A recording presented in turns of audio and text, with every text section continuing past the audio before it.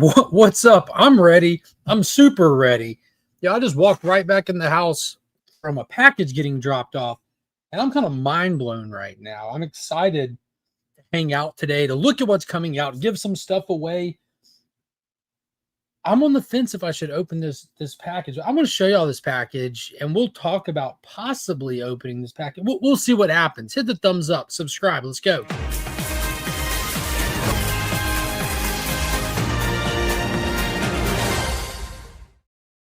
Hey, don't forget the description, all of my videos, the description's got some links to some fantastic resources like Big Time Collectibles, Justin Comics Cleaning and Pressing, and ABX Comics and Games, where all the books we're talking about today, what's coming out. I picked mine up at ABX Comics and Games. If you don't have a local comic shop and you need one, they got you covered. They're linked down below.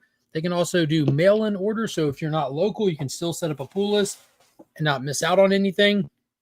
Check them out. They're also sponsoring the video, and because that's where I get these books that I'm giving away today. We got the brand new DCKO event book, Batman Nightfall. It's going to be a 4-issue miniseries, this beautiful John Boy variant, and then the brand new issue 1 of Harley Ivy, the Nathan Zerdy cover, giving those away, as well as possibly more stuff if we hit the super chat goal, and we'll throw some more stuff in the giveaway. As always, I got tons of stuff. Always got tons and tons of stuff, but we'll throw the trading cards in there and all the other stuff if we hit that super chat goal.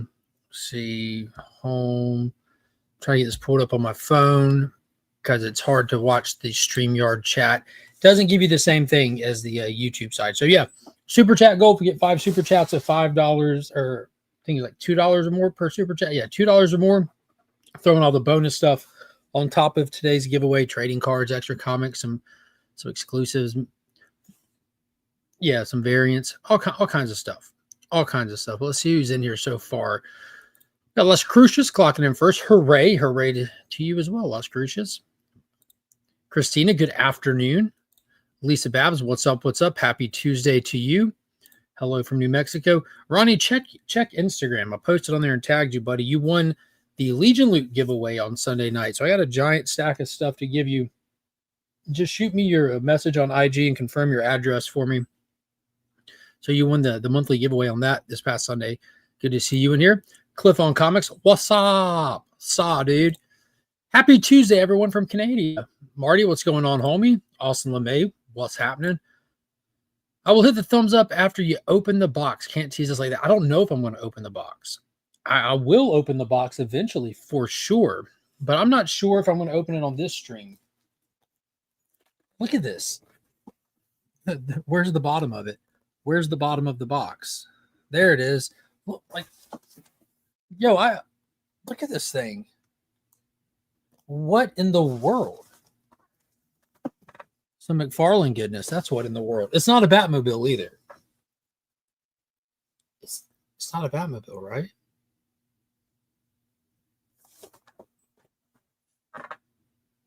Yeah, wouldn't that be crazy?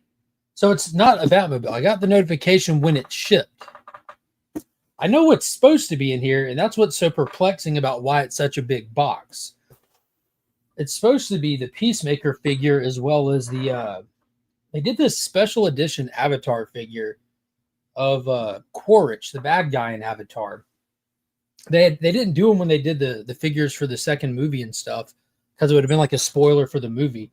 But they did this standalone gold label Quaritch with his Ikran and like kind of a decorative base, because they all come with like a base and a flight stand, so the Ikrans are up in the air. But all of them come in like boxes, regular size boxes. Like the figures come in a regular box, and the Ikran comes with its wings off. You pop them in, so it's a box that's yay wide, yay big, and kind of got a little depth to it because it's all stacked in there in layers. But none of it justifies a box this big unless it's like some kind of special edition packaging for Quaritch where it's already assembled. But then me thinking about the Batmobile, I got the Snyderverse Batmobile, like the fully back thing, but I don't think those have shipped yet. Like, I don't think those have even started moving yet. But wouldn't that be something if that's in there also? Oh my God. We might open it. We might open it next. Now I'm curious. Now I'm super curious. What's going on, Wayne Deacon? What's up, Kenny B? We got the $2 super chat from Sir Timothy Nerdy.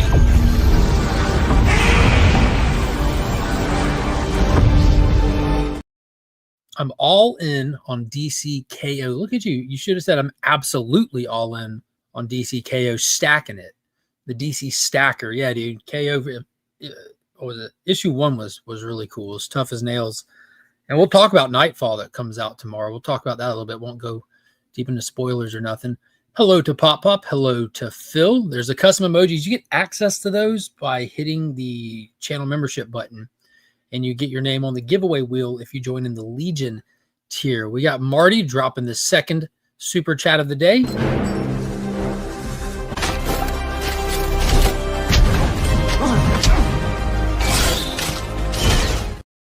Yeah, Marty with his very own clip. Marty's very own clip. Marty requested it. Marty got it. That's his clip.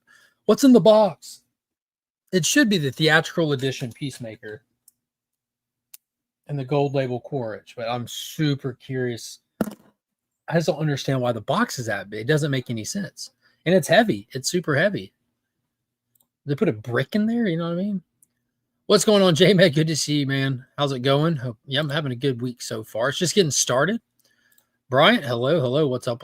There's the DC Comics emoji. Yeah, I see. And what's funny is I put the DC Comics emoji in there. I guess it was like 2020, right? 2020, I think, when I monetized.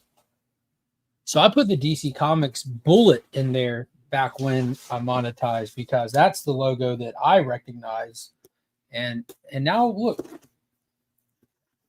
What goes around comes back around. That's what Justin Timberlake taught us. So we're back around to the DC Comics bullet being the logo. I was ahead of the curve on that one. All right, let's see why this box is like this. I'm super curious now. Why is it so heavy? To my knowledge, like unless I assume they had some kind of special packaging since the figure came with the Ekran this time around. But we'll see. We'll see what's up with it. All right, let's go on this journey together. Journey of exploration. Keep all this trash in here so y'all can see what I'm seeing. All right. This is what we got so far. So right off bat, this is on top. All right. Yeah, it looks like I kind of caught it with the special packaging. So there's the Peacemaker one. Comes with a helmet on, helmet off, and the multiple helmets to change with Eagly and his pew pew. His pew pew. Holy buckets. Now I understand the price tag. It's not the Batmobile.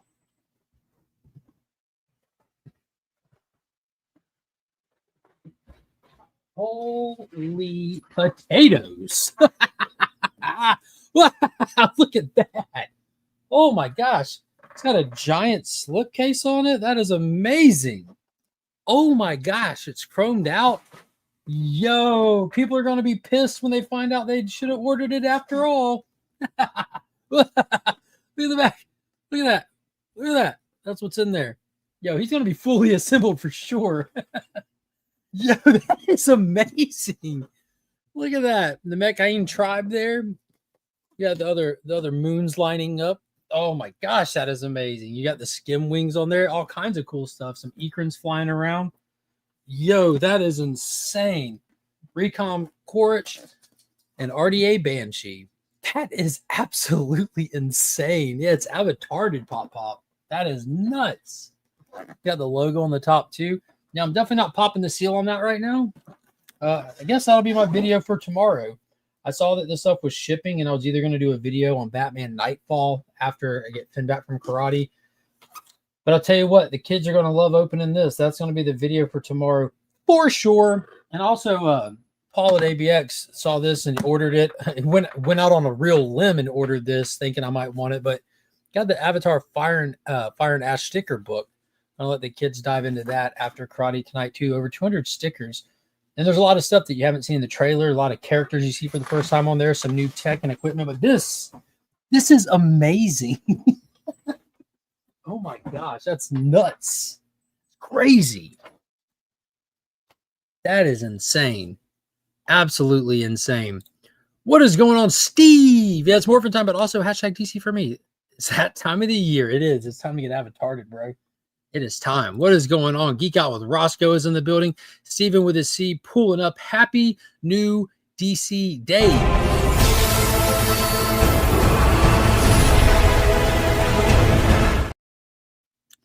What is going on, Scotty? Gotta wonder what it goes for on the aftermarket. Yeah, dude, on the front market, on the beforehand market, it wasn't a cheap piece. That was not a cheap piece.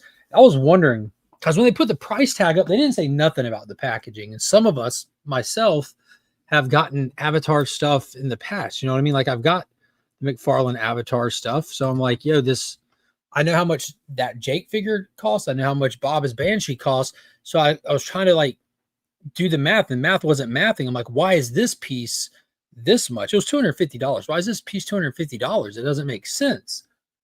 And I'm like, I'm going to regret it if I don't get it. I'm going to regret it if I don't get it. So I ended up, I hesitated for a little bit, but I ended up getting it. Now I see why. Talk about exclusive, awesome packaging. That's flipping amazing. The kids are going to love that sticker book. Yeah. Yeah. And I think I showed y'all the other day. I got the little golden books that just came out. Yeah, here they are. Paul and ABX ordered these a couple weeks back. So there's little golden books and stuff too. They hadn't seen these yet. I'm kind of waiting. Finn's technical birthday is Thursday and stuff, and Christmas coming. I don't know what I was going to do. There just wasn't time to give it to him yet. Christmas came early for me. Yeah, don't let Mark fool you. The sticker book is for him. Kinda. Like I wanted the lore. Like I'm definitely letting the kids do the sticker thing, but like you get all kinds of stuff like this in the stickers. So it's first time seeing the armored command transport, which if you're a James Cameron fan, if you're a fan of Aliens, that looks very similar to the tank that they use in Aliens with the Colonial Marine. So it's really cool seeing his tech and everything and the way he designed stuff and stuff like that will kind of bring you back.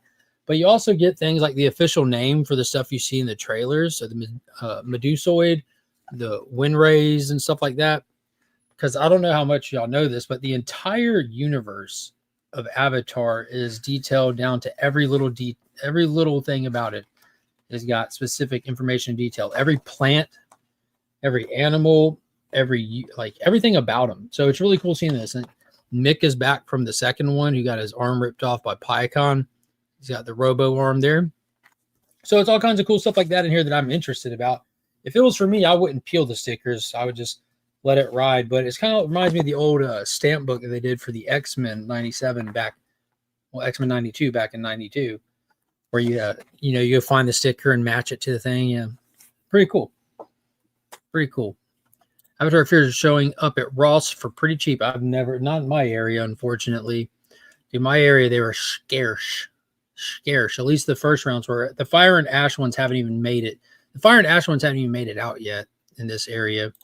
What's going on, Kev? Good to see you, homie. Hello. Yeah, haven't seen any Fire and Ash figures in the Avatar figures from the last round. None of them ever made it to any discount bins.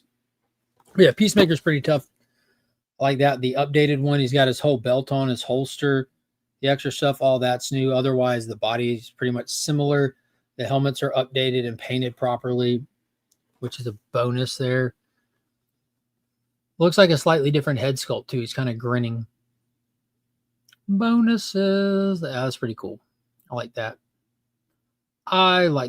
Looks good. The back of it's pretty cool. Peace out, mother. It's got the stuff covering it up. Perfect. Yeah, that's pretty cool. I like it. So that makes 3 separate Peacemaker figures that I've got. Yep. Good stuff. I'm back. The mailman just delivered Charlie's Angels. There you go. Which one? The old TV show? The 2 new movies? The remake newest movie? I never even saw the newest movie, I don't think. I think that they did one after the Lucy Liu movies. The 2 with Drew Barrymore and Lucy Liu and Cameron Diaz were fantastic, but I don't think I saw the one that came out years later after that. The OG Charlie's Angels. There you go. All right. Just as a reminder to everybody, I'm kind of excited, man. That's crazy cool. Now that I think about it, there should be a rewards card in here, man. That's crazy if they didn't give me one. Whenever you buy bigger items,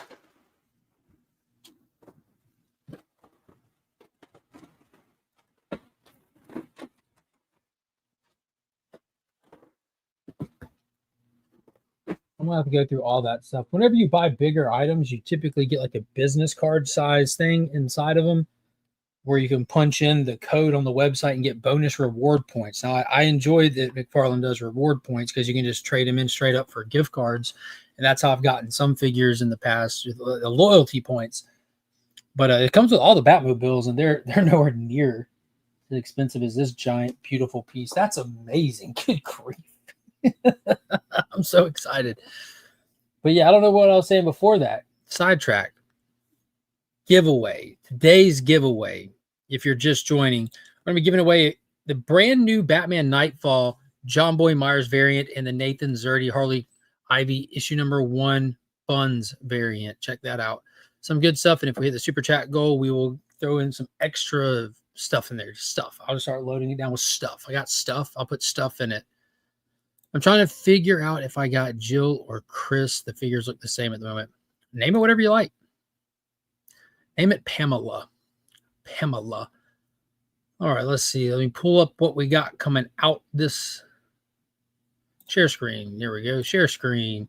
New comics this week. That's what I want to see. I want to see the new comics this week. Booyah Chaka. What is going on? We got James Willie in here. Good to see you, homie. So this is a pretty good week. It's a really solid week. Now, I got to tell you, I've been doing good. I've been trying to rebalance my pool list. You know, when times get hard, you gotta cull the pool list. But when times are great, you also gotta cull the pool list because there's just too much good stuff out there. I can't get it all. Can't collect it all.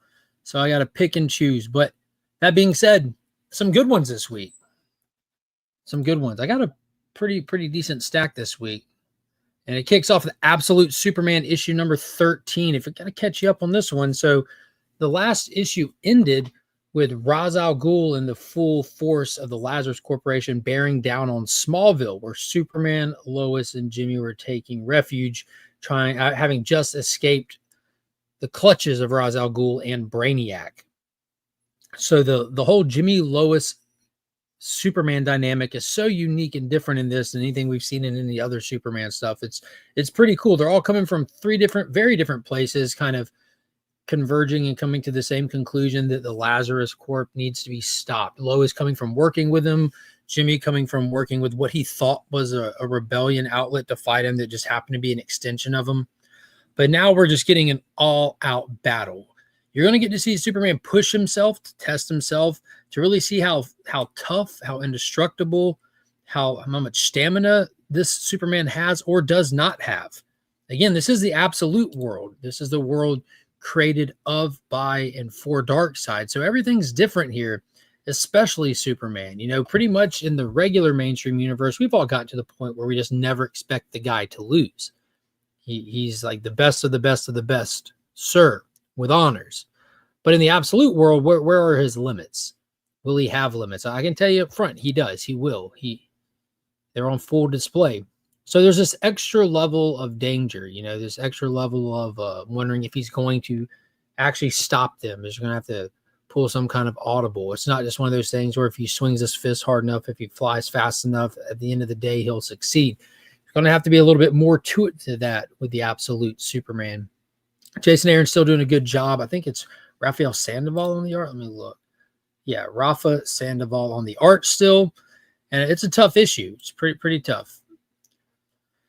Is Jimmy still a redheaded? I just got the Mego Jimmy Olsen figure yesterday. He is. He sure is. He most definitely is. So I definitely recommend this one if you're enjoying any of the absolute stuff. For me, Superman is definitely at the top. Like, it's hard. Like, at this point, I feel like they're all just interchangeable. It's like whatever the most recent one I read tends to be my favorite one because it kind of sits with you. The synopsis on this one says the Battle of Kansas has begun as the tanks of Lazarus Corp come rolling down the streets of Smallville. Hunted and weakened from the horrors he suffered at the hands of Brainiac and Ra's al Ghul, Superman wages a last desperate fight for everything and everyone he's come to hold dear. Kind of like the same thing I just said. Yep, some cool stuff there. A couple cool variants. To check out. This one kind of looks like it pairs with that Clayton Crane one he did early on for issue 1, I think it was. It's pretty wild. It almost looks like he has the void coming out of him. Interesting. Very interesting. But yeah, it's a good issue. It's a really good issue. Like I said, it's nonstop. Here we go. Here's one that, man, I got to tell you, I don't know how I feel about this one. Brand new Batman ongoing. It's issue number 3 since we changed writers and they renumbered it back down to issue number 1. Matt Fraction's writing. Jorge Jimenez is doing the art. I don't know. It's a tough call here. You know, while I was reading it, I caught myself thinking, where does this book stack up against the other Bat books? Not against any other books, not against any Spider-Man books or Superman books or Miller World stuff, but just Batman against Batman. There's so many Batman books out there. You can really rate them against themselves. You know, the Absolute Batman book is just, it's wild. You know, it's edgelord for the sake of being edgelord, but it's dynamic, it's unpredictable, it's horrific in some aspects, but it's kind of a gimmick book, you know. There's not much depth of character to it, not yet at least. You know, they do some depth of character stuff in there. It seems pretty minimal. It's a shorter book too, with only 20 pages in each issue. But I gotta say, this is very well written, but it doesn't have me feeling as engaged. Absolute Batman, I can't wait to turn the next page because I have no clue what Scott Snyder is going to do next. What character is he going to literally beat in half or deform him into a monster or this or that? The unpredictability of not knowing what comes next really elevates Absolute Batman high on my Batman list. There's more to it than that that's good, but that's the primary point. I would argue that's what's really driving it as the kind of like the number 1 book in comics right now, is just the WTF factor of it, which is great. But with this one, with Matt Fraction's new one, I think he went into this wondering how he's going to set it apart. Absolute Batman has been running for well over a year when Matt Fraction stepped into this. So how is he going to make this Batman, but not that? How do you compete with that? Yeah, that's a tough ask. So he's kind of doing Batman in a very soft-handed kind of way. The story is hard-hitting at times, but it's definitely more of an in-depth, story-driven, character-driven kind of experience. We're getting into the weeds finally in this first story arc. They introduce us to some new characters in here and possibly a through line through the narrative.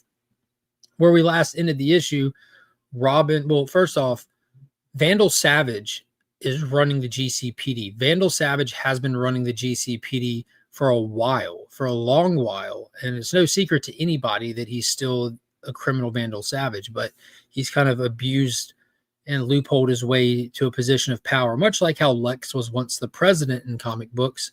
It's so bad that Commissioner Gordon, who had been retired for a long time, has rejoined the force and had to join in at the level of a street cop, just a regular old beat cop. That's one of the story aspects of Batman with his continuity that Matt Fraction inherited with this run. So we're kind of starting addressing that. It seems like he's addressing how Vandal Savage is kind of turning up the heat, putting the pressure on, finally kind of pushing his hand and calling for the end of capes in Gotham and waging an all-out war on the Bat family, using all the resources he has at his disposal, which is not the full force of the GCPD, as they're not all on board with that. But he's hired in some extra mercenaries and stuff, and you got some people that, the vigilante in him is wrong. It's our job to do this kind of thing. So dealing with some of that stuff and things is what we got going on in that aspect. And in the last issue, you had Robin dealing with some of it firsthand and getting into an altercation with some of the Vandal Savage loyalists, and ended up getting shot. So we pick up on that a little bit, and we also dive into this next kind of story arc that we might be getting into that's kind of insinuated there on the cover with the Riddler and this device. I don't want to get into what that device is or why the Riddler wants it, as that'd be spoiler. But the synopsis reads, Vandal Savage makes his move against Batman and Robin. Bruce Wayne tries to make amends, and the Riddler makes his play for arguably the most important item in all of Gotham. Fraction Jimenez take things to a whole new level, and their thrilling new run on Batman continues. They are doing a couple things that I think are really interesting that I'm liking a lot, and that's the way that they're approaching the gadgets and stuff with Batman. They kind of spotlight them in these little bubbles along the way, kind of making it almost like an interactive reading experience. But you might want to make sure you read some of those, because some of them are used as like smart writing callbacks to stuff earlier in the issue. But in terms of enjoyment, I think this one would be third on my list. I think Absolute Batman is probably top Batman book for me. followed by Detective Comics currently. Who knows how long that'll last, because Tom Taylor he gets long-winded. But Detective tends to typically be just consistent, good Detective Batman stories. Batman can get a little gimmicky, but it doesn't feel like that right now. I still have scars from the Tynan era. It's the most gimmicky era of Batman to ever exist. What's going on, Kevin? How's it going? The book is not great. Nowhere near the top of my pile. Yeah, in terms of a total pile, definitely not. I'm still really curious, though, because how early it's on. I'm going to be honest with you. It was the second book I read was this, because I'm so curious to kind of see what its groove is. I don't think we honestly know what the groove is. Ronnie, don't forget to hit me up on IG. I don't know if you heard earlier, but you won the Legion loot when I did the drawing Sunday night. So I got a giant stack of slabs, keys, and all kinds of stuff to send your way home. Just verify your address with me on Instagram. Kyle, did you feel that boom rumble a minute ago? What was that? I don't know. Okay. We're under attack. Yeah, me too. It almost sounded like a dump truck dropping off a container kind of thing. But yeah, that was kind of weird. I didn't know if I was going crazy or if you noticed it too. Nope, I noticed it too. Okay, good. But yeah, I'm still curious to see what it's like. Oh, check it out. It is in a special box. Oh my god. What? It is foil. That's cool. Yeah, I think so. It's excessive, but I'll take it.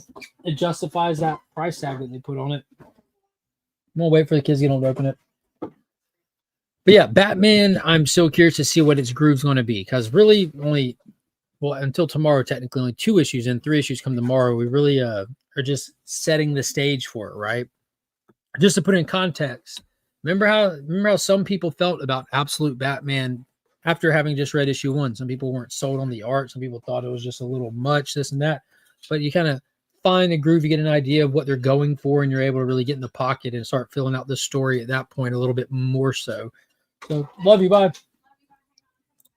I've enjoyed the first 2 issues of Bat so far, certainly better than Hush 2. Man, I'm not disliking Hush. That's such a tough one. Hatoosh, as I think it would be properly called. That's kind of weird to try to say. Like, what are we only 3 issues into a 12-issue story? It's a maze. That's the one that Nikki Pancake sent me. Are you gonna open that one? One day. One day.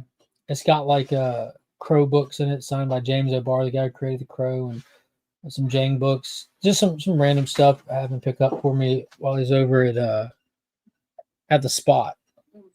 Nope. But yeah, Hush 2, I think, has a tough task to achieve. Like, you got to be as good or better than the first Hush. The first Hush is iconic. It's like probably the most iconic modern Batman story in the past. Yeah, like what? It's been over 20 years now. Okay. Past while. Have fun again. Love you. But I got to reserve judgment on Hatoosh until we get farther into it. I know there's some basic criticisms, like why is Damian rocking with Bane after Bane has snapped Alfred's neck not that long ago and stuff. That's fair. That's fair, but I don't know. You got to see where it goes. I'm more excited to see where it goes than I'm interested in really throwing in the towel on it. I'm hoping it's going to go somewhere quick. Yeah. Yes way, Ronnie Johnson. Yes way. DC Studio focused too much on Batman and Superman. They need to create new stories and bring in the audience.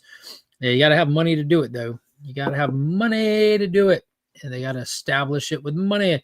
If you can do a comparative analysis and look at when DC Comics weren't doing good, what they do to pull back and get into a place of viability with the comics is they pull back on all of those other characters and new stories, and they focus more heavily on just Batman, Superman, and not even Wonder Woman, but just those 2. And then they got back to a place of financial viability and started expanding into those other characters that you're saying that people don't buy enough of to keep them going, unfortunately. So those other characters outside of the big ones, they cycle through. They'll have an ongoing for a little while. They'll go away. They'll do a miniseries. They'll go away because people stop reading them. They don't stop reading the other ones, though. I don't know, Scott. I won that Peacemaker slab. Yeah. I think I have them. I think I have them handy somewhere. Yeah, you won that stack with the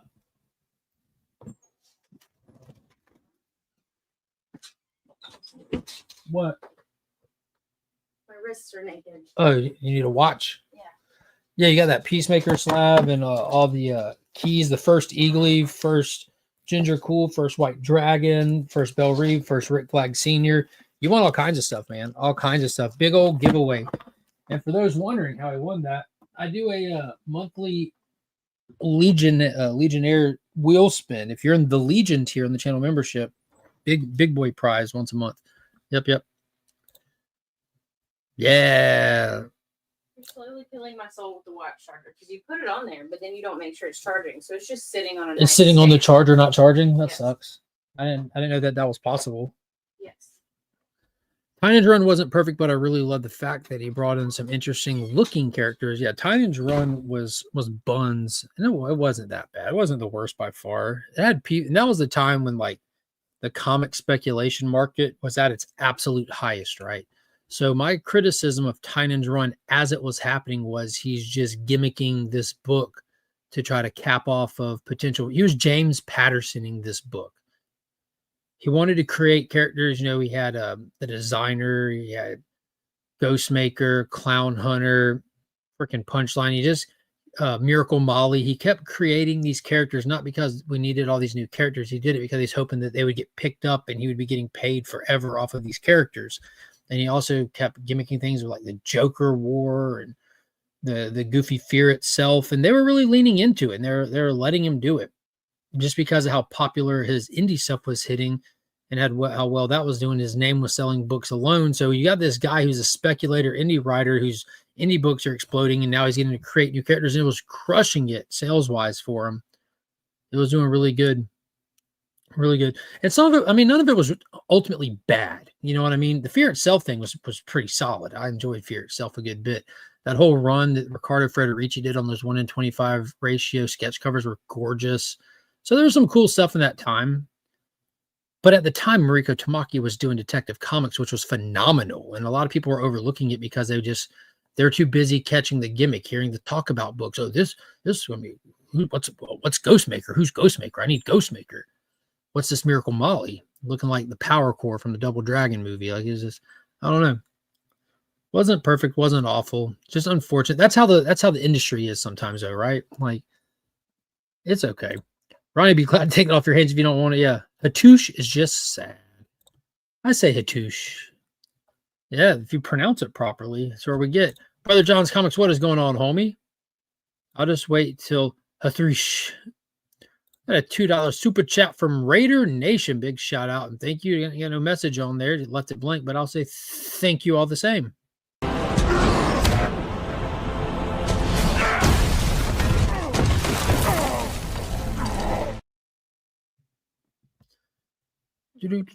Fantastic Four first steps, good film, way better. Thunderbolts and Superman, Anthony Mackie, Captain America 4 wasn't bad at all. They just scared to take risks with Black Hat. No, it was bad. Let's be honest. Fantastic Four I thought was solid. I enjoyed it. Thunderbolts was good. I think both of those were pretty decent. Superman was good, pretty decent. Captain America 4 was awful. Captain America 4 was god awful as a movie. Like, was there some fun action? Sure, but man, as a movie, it was absolutely terrible.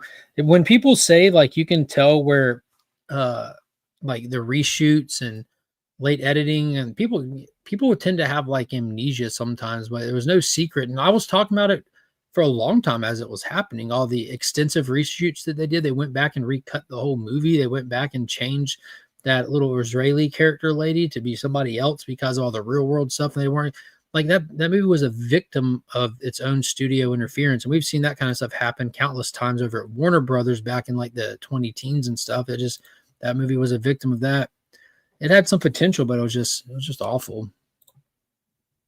The wheel spin hates me, LOL. May I ask, has YouTube changed everybody's names to the @? My Dead Man comic cover show has disappeared. When I'm in your chat now, it's weird. It does it some days and it doesn't other days. Some streams it'll just have all their @, and some days they'll have all their names. I'll be honest with you, I prefer the @. But yeah, I think that's why we got Leafy Substance instead of Steven with a C. I saw Eternals last night. I wish I could wipe my memory of it. It was awful. Yes, it was. It was a beautiful movie. It was shot beautifully. Cinematography was great. But yeah, what a snore fest. Fantastic Four First Steps premieres tomorrow on Disney Plus. Okay, cool. Yeah, that'll be a fun one to rewatch. Dude, I enjoyed it. I had a good time. I took the kids. I had all 3 of my kids with me, I believe. Yeah, it was me, Emma, Finn, and Monkey.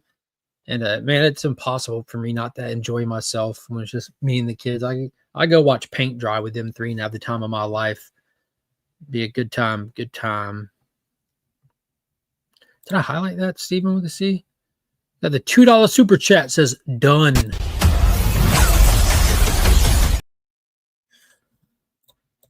Remember to She-Hulk smash that thumbs up. Thank you, Christina. All right, let's move on to the next book here. Let's see what else we got. Batman #3 is out. All right, here's one. I don't think a lot of people are reading this one. And I think you're missing out on some really good stuff. Absolute Green Lantern issue #8 from Al Ewing. Won't watch it right away. Someday I will. I heard Thunderbolts was good. Finally watched it. Hated it. Yeah, I don't. Man, you have like 2 camps on Thunderbolts. I mean, well, technically you have 3. You have your Rage Baiter camp that is just going to trash any and everything, no matter what it is. You have your proper Disney shields that pretend like it's like this amazing piece of art and it's like the most impactful thing since Tony snapping his fingers at Endgame. And then you have people in reality are like, yeah, it was a pretty decent movie. It was fun. It wasn't great, but it was fun. I don't think it's fair to call Thunderbolts great, but it was fun. It was a good one watcher. If you see Eternals at your thrift store, there's a reason someone got rid of it. Yeah, facts. I've done that. Watch paint dry. Everyone said it was crazy for doing it. How did they know? Exactly. What is going on, Tate? Absolute Green Lantern #8. Final issue before I drop it unless it gets better. Been weird and too confusing. Man, I think that's what's good about it. I understand what you're saying. It's definitely weird in a sense that we're dealing with sci-fi horror. We're dealing with like all these like philosophical concepts attached to the different spectrums of light with their rings in this absolute version. We're seeing good guys as bad guys as good guys. We don't know the power dynamic or who's on what. I think who's on first. That's all we know. But we got a lot of answers in the last couple of issues. A lot of the way they set it up. This issue #8 is not just a start of a new story arc. It's also a prequel. And what I mean by prequel, it's Joe Mullen's story. How did she go from little girl to an evergreen to where we last saw her opening the door at Cameron Chase's house? So this one is very straightforward. Nothing confusing or convoluted in this one whatsoever. I'll be honest with you, if I'm talking to you specifically, Burke, I don't think you'll like it. Honestly, I don't. But I enjoyed it. Enjoyed it immensely. Getting more of the backstory and the dynamic of all the characters we've seen so far that was revealed to us to still be alive. Guy Gardner, John Stewart, Mark Shaw is in there. It's the Manhunter. That's the second Manhunter when Jack Kirby reintroduced the character and style and design in DC Comics first issue special back in the 70s. So there's a lot of cool DC Easter eggs and wondering what have you and what's going to happen with in the Green Lantern stuff here. And I just really enjoy Green Lantern mythos and stuff. And I like how they're toying with it here. I like what's different about it, especially since that insane last issue where we met Kilowog, Mogu up close. We got teased and introduced to Absolute Sinestro for the first time. There's a lot of weird stuff. I'll give it your language. A lot of weird stuff happening in this book. And I can't wait for it to get even weirder. I'm enjoying that. I think there's something great in all the Absolute titles so far. Yeah, I completely agree. The way I feel Marvel has been making okay TV shows that they put in theaters because DC makes movies. Yeah, dude, that's a good way of putting it. The Marvel movies do feel like TV shows. They really do. They do. They change the color spectrum too much. There's only 4 that we're dealing with. You have green, red, gold, and black. Green, red, gold, and black is the Dread Stars, so it's not even part of the color spectrum. So in terms of Green Lanterns, you have green, gold, and red. You only have those 3, and they're attached to like a philosophical concept of enlightenment. They're attached to where you are in your journey to enlightenment. I think that's pretty cool. And I think it's cool how like Abin is a designation to kind of where you are inside of that color spectrum. Like it's almost like your position. I enjoy that kind of stuff. What about Sapphire? Not there yet. Not there yet at all. I feel bad about Air Pierre, but going get same treatment like Dominique Thorne. Yeah, Abdul Mateen, Anthony Mackie. People going to root for Green Lanterns. Majority of cast is black. Dude, I'm watching Aaron Pierre get all kinds of hype up stuff, especially from me. Been team Aaron Pierre since Rebel Ridge, since before the DCU got rolling. We were over here shouting for him to get some attention for the DCU. I think Lanterns is going to be pretty solid. HBO typically don't miss, man. Just look at the ratings from viewers and audience alike for Peacemaker. They know their audiences. They make it for their audience and they knock it out of the park. I'm excited for it. Aaron Pierre looks like perfect casting for Jon Stewart. Cap 4, okay, just some ratings there. But yeah, Green Lantern number 8 out this week. So that's 2 absolute titles diving into the universe. Ultimate X-Men, nobody cares. ASM 15, nobody cares. DC KO Nightfall, issue number 1. So the big event happening at DC Comics right now, the big KO King Omega event where the heroes and villains alike are battling in the Earth's core for the heart of Apocalypse, this cosmic entity that can siphon Omega energy out of the universe and fuel one person to hopefully potentially be strong enough to actually face this iteration of Darkseid that seems unstoppable. Yeah, Watchmen, phenomenal. Yahya Abdul-Mateen was in that as well as Dr. Manhattan. Yeah, HBO just doesn't miss. But this is our first little spinoff, I guess. We've had a couple of tie-in issues, Teen Titans, Superman, Flash, in their respective titles. The event is touching those titles. But this book is created purely as a standalone 4-issue miniseries to coincide with the events of DCKO. Batman, if you read DCKO number 1, took an L. He got dropped in the first issue. Joker killed him. Well, at least we thought he died. The whole thing with this KO event is nobody has to hold back because, either the entire universe is lost in the process, or if you win, you can get everyone back. You have to just leave it all on the table, hold back nothing, and keep going. Well, this is what happens to Batman after his suspected death. The Dark Knight is forced to take a different path in the tournament for the Heart of Apocalypse, one that has turned Gotham into a deadly arena where Batman must battle against the Batman of the future. Who are these Batman? Stay tuned to find out. So if you saw the back pages, they showed you the first 3 pages of this last week as the preview stuff. I like how DC does that. And this week's preview stuff is really cool. It's the Beyond Static, the Batman Beyond Static crossover book that's coming. You get 3 pages from that. It looks awesome. Really good art in it. Some cool appearances in just those 3 pages alone. But they previewed this one, and we pretty much see that Batman put a contingency into his Hellbat suit where if he stops moving for too long, it activates a boom tube to kind of get him out of there. But where it takes him isn't where he expected, and that's where this picks up and goes from, is where he ends up. It's familiar but different, and he has to investigate, discover, and try to get back home. Regina King was good in Watchmen, but people didn't watch that at all on HBO. I don't know where you get the idea that people didn't watch that. I don't know where that comes from. But yeah, she did fantastic in it as well. I don't think anyone watched DMZ either. It was 3 or 4 episodes. DMZ tanked hard. Yeah. That one, no one really cared about that. That was them trying to capture that Last of Us energy, that Why the Last Man. You can see things happen in patterns and in groups. You had Why the Last Man happen on Hulu.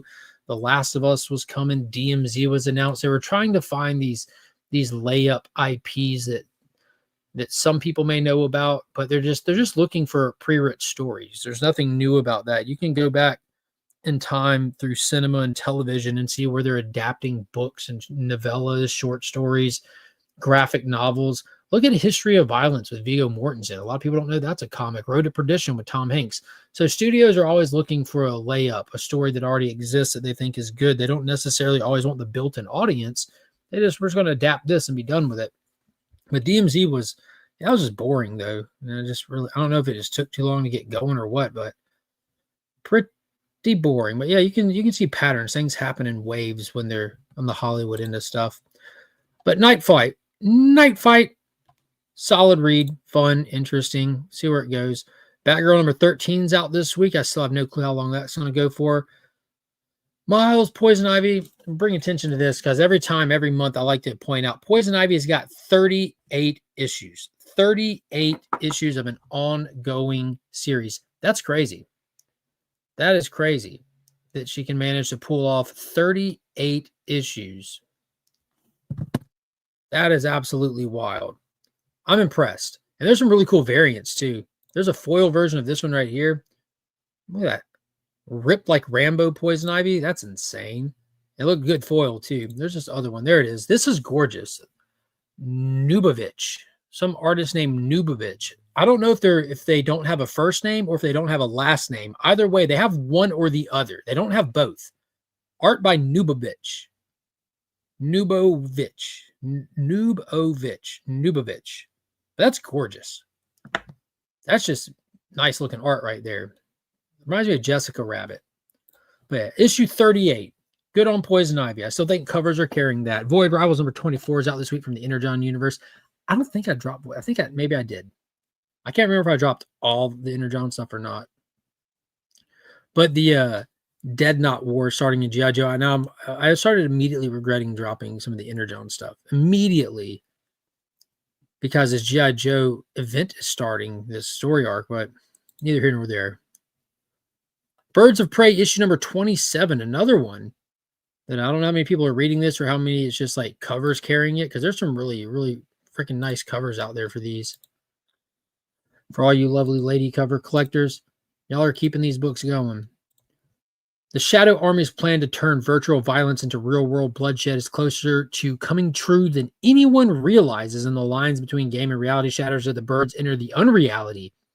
Interesting.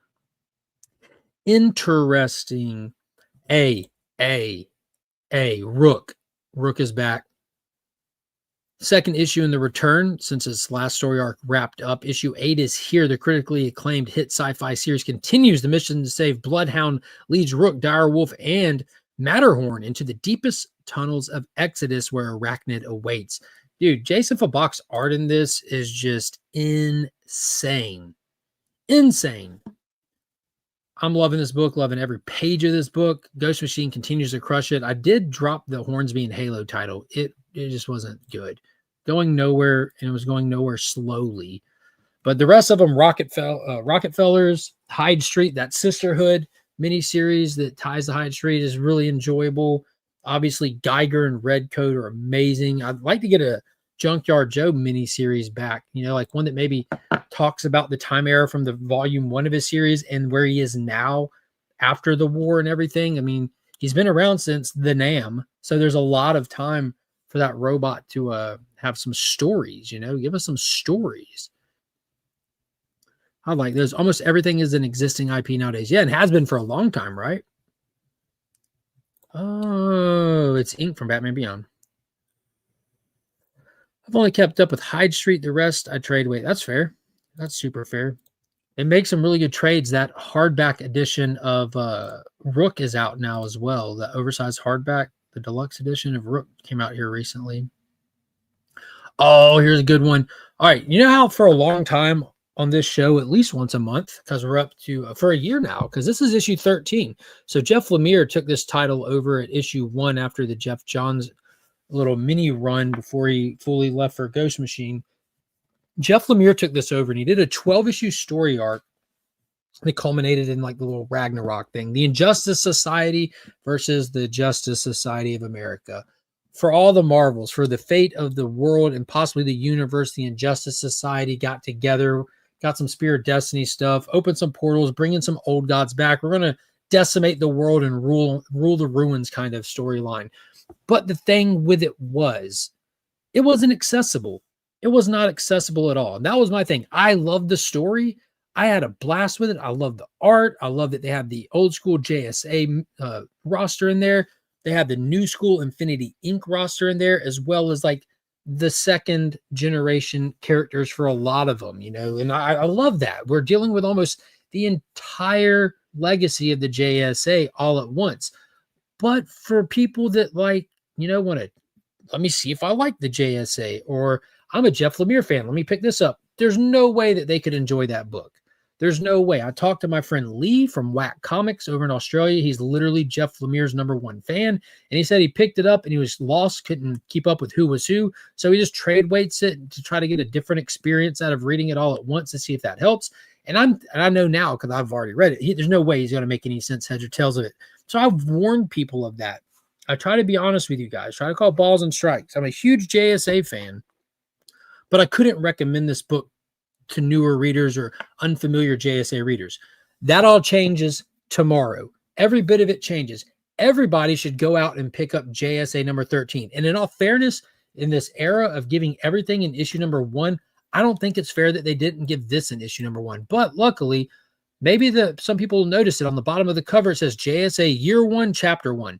We're going back to the beginning. We're going back to the origin, the forming of the JSA. You'll get introduced to a cast of characters here: Sandman, Hourman, Atom Smasher, of course, the Flash, Green Lantern, Thunderbolt. You'll get introduced to them at a proper pacing, separately, out of the costume, in the costume, get an idea of their power sets and a story that'll bring them together. And you'll hopefully get to see the formation of the JSA with their original Red Tornado there as well. Hopefully that'll be great if they pull that off as well.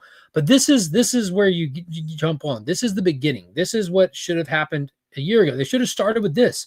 I don't understand why he started with what felt like an end of a run. The story that he told, starting that 12 issues out with, could have been the story that he does if he stayed on this book for 5 years and wanted a big story to end it all with. That was what it felt like. It's kind of weird, but this is where you jump on. This is where you test it out. This is where you find out if you enjoy these characters, if you're interested with these characters. And I can promise you, you probably will be. There's something about these Golden Age characters that hits different. You know, in an era where all the superheroes are overpowered, they never lose. There's nothing that even seems like a true threat to them. That's not like that with the JSA. They got to figure stuff out. They got to get down and dirty. They got to get it. I really recommend checking this out. Jeff Lemire is still writing it. They did change up the interior artists. I don't remember who's writing it now, nor can I half the time pronounce these people's names anyway. Something Gidry. I don't know. But I definitely recommend this one. Highly recommend this one. Give it a shot. Look at that. Look at that. Jorge Corona Kendra. Oh, it's actually Shiara, but yeah. Only 2 covers, so go get them both if you want. Some good stuff there. That looks like it has the potential to be a connecting cover. Doesn't state if it is or isn't. But yeah, good stuff. Got to check it out. Looks like they're going to be battling with some corporation kind of thing that kind of brings them all together, all their respective fields and expertise, and that kind of takes them there. Let's see what we got in the chat. I still want a Batman Beyond movie. Yeah, that'd be cool. That'd be cool. What's going on, Chris? Good to see you here, homie. AI review whole show in 3 sentences, right? You missed chaos, bud. You didn't miss chaos. Absolute insanity. AI DC rules your mama drools for 45 minutes. Basically, I feel like Lemire got handcuffed a bit by John's muddled bit. He should have looked back to the old JSA run and had a slow build with the first 8 or so issues at least. Yeah, and did that Ragnarok thing at the end. But even Lemire's one did not butt up or connect to John's at all. Like, it had me thinking, John, that I wonder if Lemire wrote a finale to a pre-existing JSA story arc from some years ago or something. Doing his research and just kind of familiarizing himself with the Infinity Inc., with the JSA, with the legacy characters and all that stuff. I wonder if he saw something that he was interested in and thought to himself, man, if this would have continued, it could have gone here. Maybe I'll just write that, because it definitely was an advantageous story. It was massive. And I enjoyed it. But I'm glad that we're doing a starting point finally. And I hope that it gets properly pushed, because the last thing I want is to see this JSA title stop. I want this to keep going desperately. So make sure y'all get out there and support it. Get out there and support it. Lemire is rehearsing unused Black Hammer storylines. Oh, rehashing. Okay. Yeah, I can see that. But it was definitely on brand for JSA, though. But it was kind of just retooling this stuff, maybe. All right, here's one that I'll be honest with you guys, I don't know how long this is going to last for me. The Adventures of Superman Book of L. Initially, I was super excited for this. This is kind of like an ultimate bookend to Philip Kennedy Johnson's work on some of his stuff at DC over the last few years. He did the Action Comics War World saga, which was phenomenal. He did the Green Lantern John Stewart War Journal 12 issues. It was fine. It was fine. The most interesting thing it did was kind of tie into the war world in a very loose way with the old god Orgum and kind of the ghosts and spirits of these old gods that are too strong to just die and how they wreak havoc in the universe, and did some interesting things with John Stewart. But ultimately, it wasn't like it was dynamic, it had gut punches or anything like that. It had big moments, but it was just, I don't know. They almost feel kind of hollow in execution at times. War World was great, though, and I think I've been giving him and his stuff a lot more grace than it really deserves in that aspect. I read the first 2 issues of this, kind of excited to check out some of these characters that he teased in his Future State one-shot and kind of see how he ties it all together with Olgrim and some of the characters from War World. But after the first couple of issues, I'm like, it kind of feels like a chore. Kind of feels like a chore to read. So I'm assuming this is going to be a 12-issue maxi series like the War Journal was, but I'm not sure. And now we're just doing, I don't know, this futuristic stuff is just kind of played out right now for me. Brainiac returns in a terrifying new form. When Superman's oldest foe discovers the hero's return, Brainiac sends his post-human army, the Supermen, to lay siege to the ancient fortress of Solitude. When Ronan Kent learns of Brainiac's role in the subjugation of Earth, can he realize his potential and become the Superman of the future? Or will the 2 Supermen die together? The search for the scattered house of El begins here. Okay, so maybe that's the first time I read that. So maybe it'll do what will get popping at that point. Because one thing they need to do is get out of this little area that they're in this little kind of boring Kansas futuristic. Brainiac controls the TVs and people think he's a nice Lex Luthor talking to him on the TV. It's just kind of, I don't know, it's just kind of boring. Just kind of boring. But yeah, let's take it cosmic. You know, that's where the Book of El one-shot thing was back during the Future State. That was really cool about it. Let's definitely go cosmic with this. Let's go dive into the old god stuff already. Let's not waste time just doing a version of Brainiac again. We got him in the Absolute thing. We just did the House of Brainiac thing. He ruined the what was it? Suicide Squad M book, the Task Force M book with the monsters. Like, Brainiac's is too prevalent. He's boring right now. You know, like when everybody got Jokered out, we did too much Joker and we're tired of Joker. It's kind of like that with Brainiac. Tired of Brainiac. What is going on, madam? Hello to you. How's it going? What is going on, Matt? Yo, yo, yo, says madam. Not reading it. I don't blame you, man. I don't think I'll drop it, to be honest with you. I feel shackled to some stories because I want to see how they end. I'm invested. I've gone this far in them. I want to see how it ends. Planet She-Hulk, pass. Sabretooth, pass. Legacy of Vader, pass. Longshots, pass. Alien vs. Captain America, pass. Walking Dead, pass. Binary, pass. Scorched, pass. Cheetah and Cheshire rob the Justice League, pass. Greg Rucka's story, Cheshire and Cheetah have a secret plan to rob the Justice League, and oh, rats, we almost gave it away. The interiors on this were great. This was one of the ones that they previewed leading up to it. I don't understand how stuff like this gets greenlit, to be honest with you. It seems like such an oddball, wild premise, but here we are. Here we are. No idea. Not one I'm reading. I don't know of anybody that is reading it now that I think about it. I don't see anybody share this book on their pull list, on Instagram, none of that. Let's see. Spirits of Vengeance, the ongoing current Ghost Rider title. I do have that on my pull list because I love me some Ghost Rider. The first issue is meh, but we're going to let the story get cooking and see where it goes. I couldn't care less for Helverine. I love me some Danny Ketch and Johnny Blaze. Love me some Robbie Reyes. And the whole thing with the Spirits of Vengeance or Violence is it's supposed to have everybody in there. And I'll be honest with you, I don't really care for like a JLA spirits kind of thing. Like I don't need all the Ghost Riders in one book. Let me just get a good story with one of them at the time. I'll be fine with that. Do separate title for separate Ghost Riders again. I don't know. So I think it's like a culmination of stuff through the Benjamin Percy run, through that last little Helverine thing that they had going. I didn't even pull that, but I don't know. Might keep it, might not. We'll see. Godzilla #4. I think a lot of people are going to hear about this here soon. It's getting some attention because of an upcoming death of the Godzilla in this universe kind of thing they're doing. But I'm enjoying it. It's pretty wild, futuristic, connected universe stuff. It's very advantageous. Here's the new Harley Ivy Life and Crimes #1. I got the variant we're giving away for this today. That old school cartoony art on the cover A there doesn't do much. Doesn't lend it very many favors. Because you demanded it, a new series entirely about Harley and Ivy's relationship. Not just about them, I guess it's about their relationship. Witness the entire story of DCU's #1 criminal couple from the very start. Okay.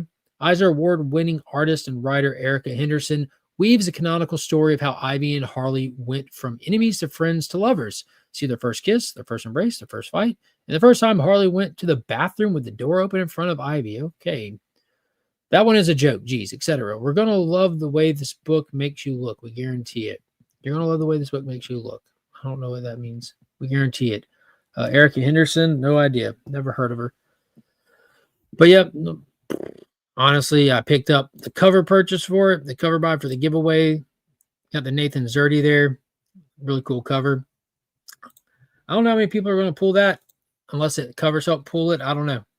They seem to be pretty popular characters. I love me some Harley and Ivy, like we pointed out earlier. 38 flipping issues, crushing it. Crushing it with 38 issues strong. That's wild. DC is getting his goofiest Marvel. Dude, I was thinking that today. I was thinking that after I read like my little stack. I'm like, dude, we got Matt Fraction here. We got Al Ewing here. Some of this just is starting to feel a little like let's not lose focus here. The core of the DC stuff is still really, really strong. I mean, I guess because they're doing so good, you can start experimenting with the more offbeat stuff, the weird stuff. We could take time to do a cartoon retelling of these two characters' relationship, because that's why people buy superhero books. Maybe it's just a one-shot. I don't know. You read the Black Canary Tom King yet? I have not. Waiting on the trade. I haven't seen the trade hit the shelves yet. There's a hit CBR on that series. Okay, just got another ABX box. Loving his service so far, and he knows how to pack boxes. Yeah, House of L is one of the long-distance subscribers to ABX Comics and Games. Link in the description. So is the Adventurous One. So is Burke here. Yeah, definitely. Speaking of Godzilla, the sequel to -1 is beginning filming in a couple months with expected release date of Christmas 2026. Correct. That was on Joseph of Banks Clothing. You're going to love the way it makes you look. Oh, okay. You would know. You're the clothing guy. That's awesome. See, all that selling the clothes and stuff came back to be useful. Look at that. Speed Racer is out with red shirts, Thundercats, Nemesis Forever #3. Nemesis Forever is supposed to be the finale to the Nemesis stuff. Nemesis has launched his biggest plan yet and has an elite team of henchmen making it happen, unaware that one of them is a mole and working with the FBI. Is she really prepared to do the terrible things he asked her to blow her cover? Yeah, this book is crazy. This was a good issue. Things are going to get bad for old Nemesis here, it looks like, by the end of this issue. Not really much to say without spoiling it. I've read that one, and I read the finale to Huck. This was a beautiful finale, guys. It was really good. This is an oversized issue too for the finale. All the Miller World stuff I really stand by. I really stand by it a lot. If you're kind of done with the big two, the big three kind of thing, you're not really caring about the Marvel, the DC, the Spawn. There's a lot of other universes out there. Ghost Machine is rocking and rolling. You got the Energon universe, but the Miller World, man, that's another one that I don't feel like ever misses. What's going on, Coco? Tons of interesting comics coming out this week. Yeah, for sure. It's a good one. It's a good week. Good week for sure. Was that it? Was that all I had on my pool?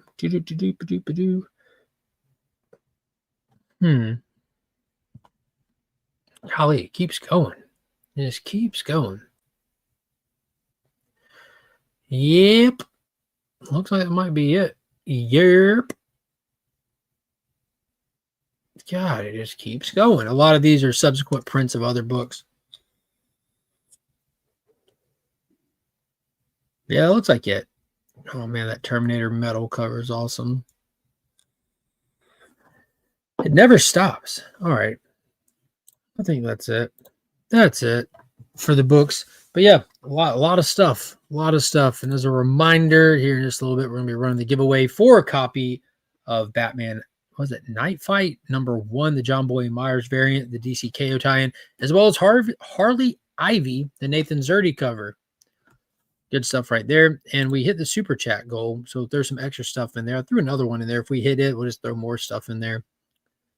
Thought it was about Huck Finn. No. Huck is one of the Miller World characters. He's able to find anything. He's got super strength. He's a pretty cool character. It's only 5-issue miniseries for the first run, and this is the second miniseries. It came out years later. Highly recommend it. It's one of the most pleasant stories, but it's Miller World, so it's got like some twists, some turns, a little bit of unexpected violence placed throughout it here and there, just kind of get you off guard. But yeah, some good stuff. What's going on? 23. What's up, homie? Sorry, I just remembered what Mark said about that Harley Ivy thing about because everyone demanded it, and I started to laugh about it because I was like, who demanded this? Yeah, I don't know. Maybe they took a poll inside of their office building. I don't know. Who knows? But yeah, I think I'm going to I might open this before the kids get here. This is insane. Absolutely insane. If y'all missed that at the beginning. Yeah. What's everyone's favorite thing or number one thing they're anticipating for this week? What are you looking forward to out of those? What's everyone expecting to be excited for? Has everyone got their copies of Batman? What was it? Absolute Batman Annual from last week? Was that last week? The week before? Last week. That was definitely the book of the week last week. Made a huge splash. Very impactful book. A big conversation starter right there on the social medias. Huge. Let's see, get this up. What's the hashtag today going to be, Joe? What's it going to be?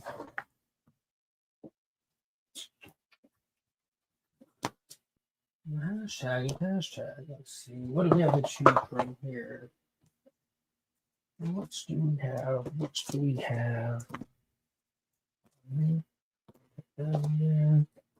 Throw that in there. Grabbing all these little extra things. Avatar box. Yeah, not opening it, JMed. You're going to have to wait for the video tomorrow. Or if you're a channel member in the Legion tier, you'll be able to see the video today. You'll be able to see it early. Hit that join button. Make sure you join the Legion tier. There's 2 tiers. Supporter and Legion.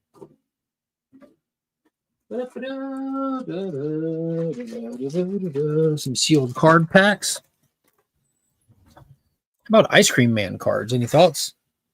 No thoughts. I never read Ice Cream Man. I tried out that Superman, the Kryptonite Spectrum that they did from the creators of Ice Cream Man. Wasn't a fan. I'm getting persnickety, I guess, in my old age. Got a 44-month strong member milestone chat. I love Harley Quinn. I end up getting them sooner or later. Right now, I have 4 complete runs of it so far. Oh, nice. That's impressive. Fire and Ash. Everyone's doing Avatar hashtags. That's funny. As an addition to comics this week, Predator Badlands drops this week. Yeah, dude, and I want to see it, but I've heard nothing but bad stuff about it so far, and it's just such a tough week to try to see something. And right behind that is Running Man that looks pretty fun. Doesn't look good. Don't mistake fun with looks good, but it looks like a good time. A new Robert Crumb comic is coming out. It's called Tales of Paranoia. Could be fun. There you go. Cool idea, I think. Yeah. Let me see. Hashtag time.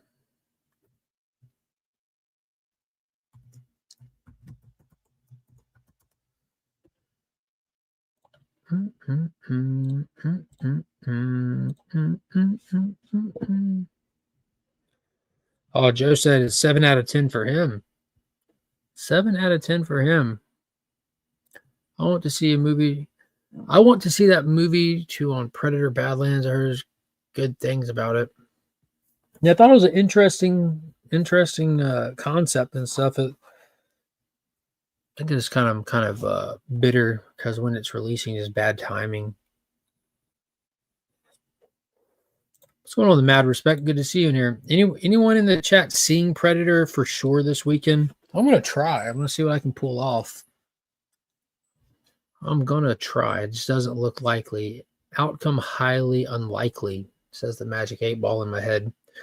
Finn's actual birthday is on Thursday. He got karate, so after school, we'll be hitting up karate and get to do his birthday board break. And kind of want to take him to the Golden Corral after that because he loves Golden Corral, and I do too.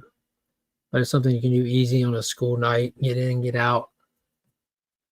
So Thursday won't be Predators. Friday, God only knows what's going on Friday so far. There's a busy work weekend. It's just things are starting to pick up for the last half of the month leading up to Thanksgiving with work and all kinds of stuff with school and birthdays and stuff. I'll have to wait and see what happens. The PG-13 rating don't have nothing to do with if that movie's any good or not, man. Not one bit. Are you telling me it's a 7 out of 10 because you didn't see Red Blood? Is that what it is? Or is it just not a good movie? I watched plenty of movies. Tell you what, Dune Part 2, that PG-13 rating didn't hurt it.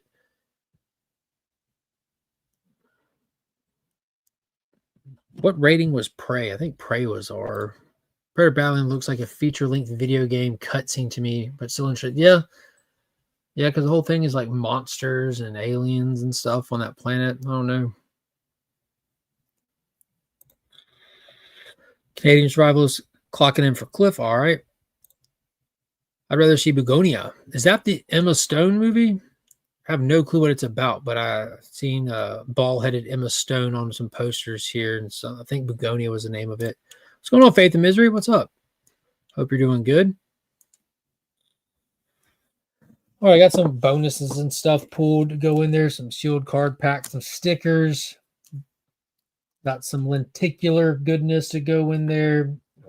Got an exclusive of mine to go in there. Got a Razov variant to go in there to add into the giveaway. So whoever wins get a nice little stack there. The greatest PG-13 movie of all time is Weird Science. That's a good one. Freaking Chet. Yeah, but this is Predator. People expect R-rated stuff, not dialed back things. Yeah, but that's my point. If they dialed it back, that's one thing. You don't have to dial it back when you're killing aliens.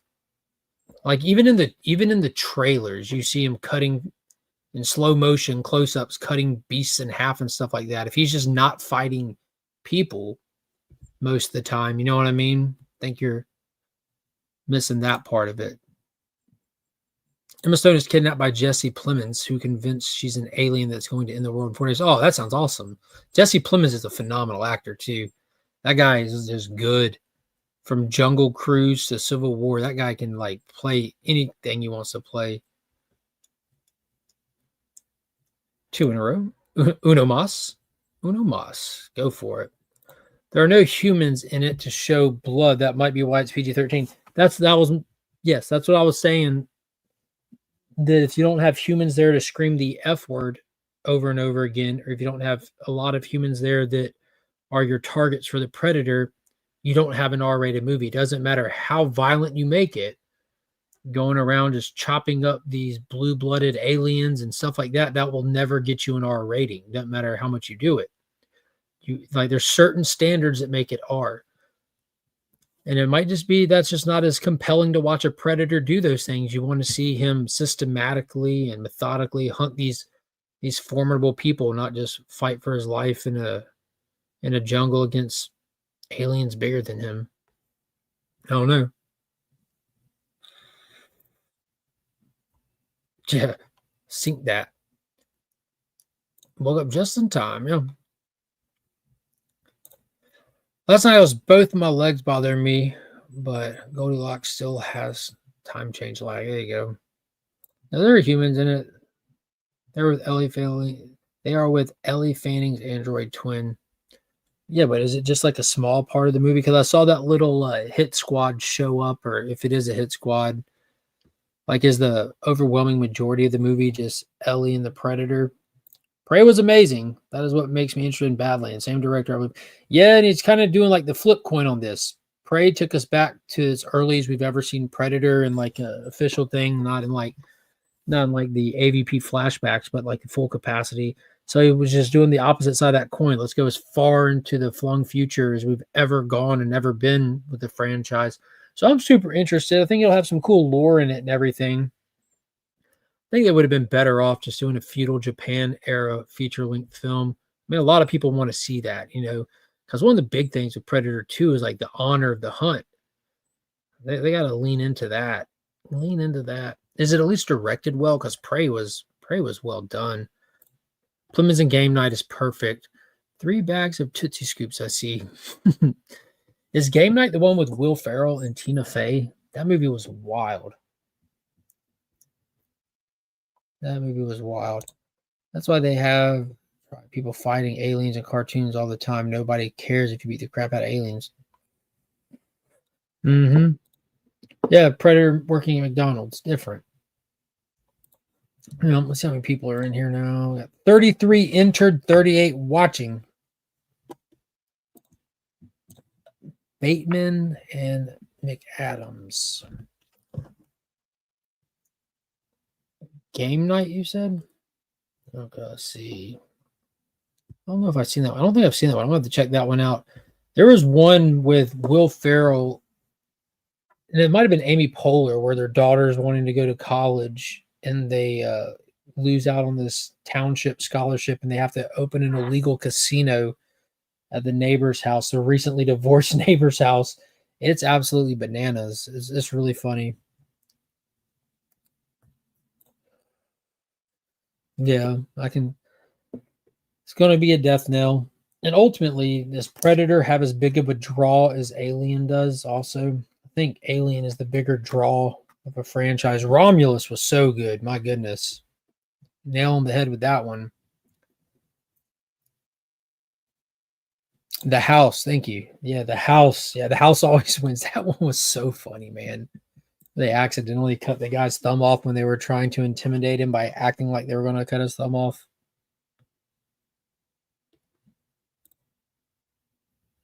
I need to be a hat guy now. I'm going bald. I'm joining the hat gang, Mark. I wear the hat for opposite reasons. I wear the hat because I got too thick of hair. It's just easier. I'd rather just have hat hair or just put a hat on. Either way, it works out good. The trick is to use cheap shampoo. Just make sure you rinse and repeat. I suggest Suave Ocean Breeze.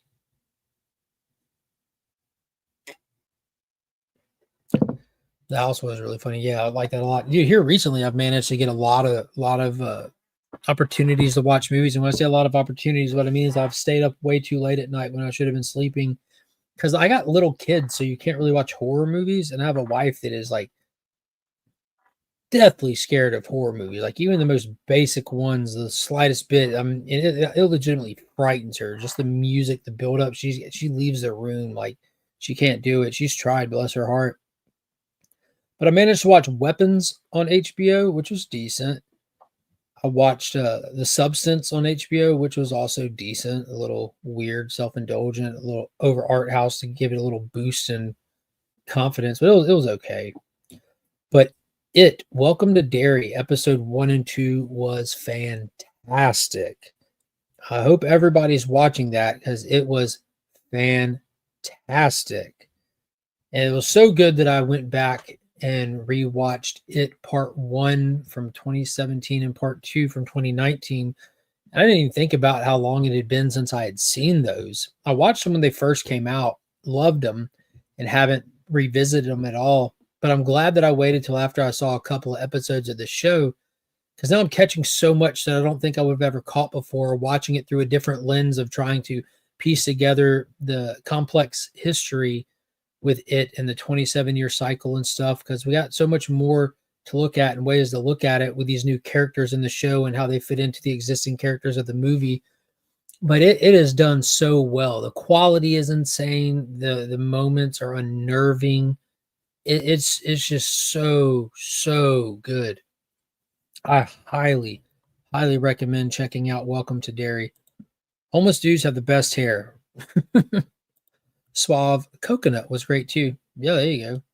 Doesn't matter what type of hat to wear. Yeah, it's gotta be trucker hat. You gotta let that hair breathe, man. You gotta let it breathe. Gots to. Might be an anxiety thing. I don't blame her one bit. I don't blame her one bit. That's why I don't try to force her into watching them or nothing. I just don't watch them like I used to. But there's sometimes little gaps where I find ways to watch stuff, or just, typically it just means sacrificing sleep. In the house, when they said they had 401,000 in their account, and then they were told that was their 401k.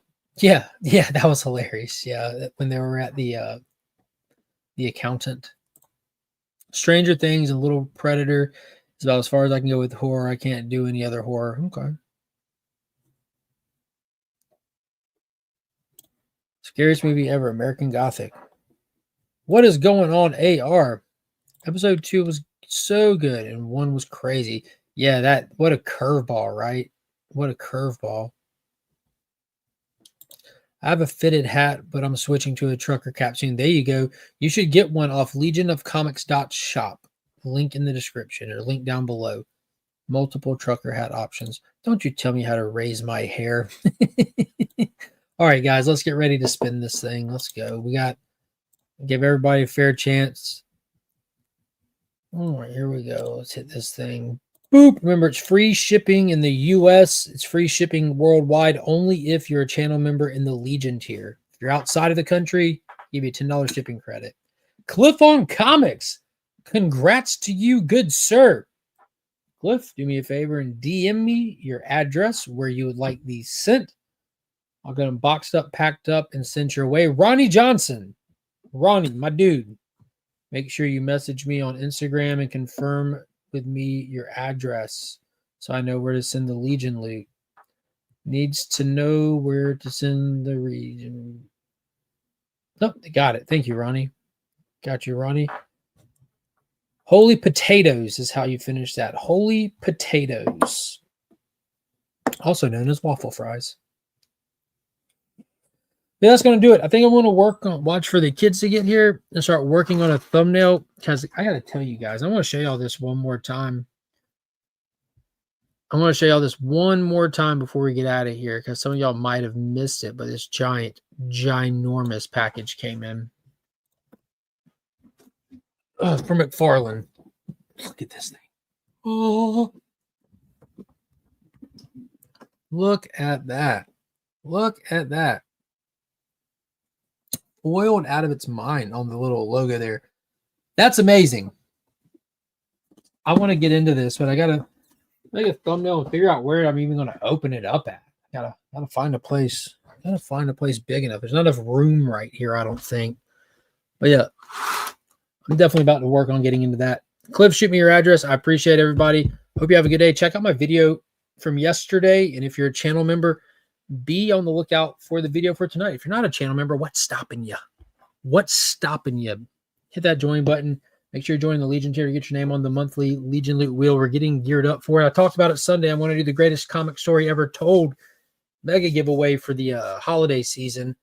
That'll be fun. I got some big ideas for that. So thank you again for everybody coming hanging out with me today. It's been real. It's been fun. It has been real fun. And until next time, as always, we are Legion.